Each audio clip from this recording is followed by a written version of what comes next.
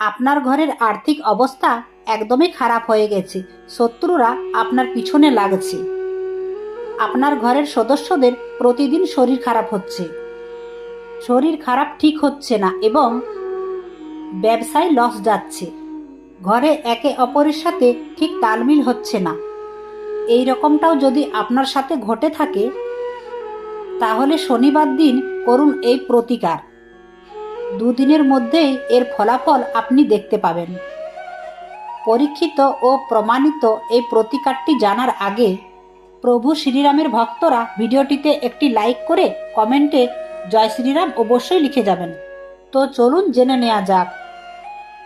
4টি লাল শুকনো লঙ্কা, কিছুটা হলদে সর্ষে এবং 1 চামচ লবণ নিয়ে একত্রিত করে কাপড়ের একটি পুঁটলি তৈরি করুন।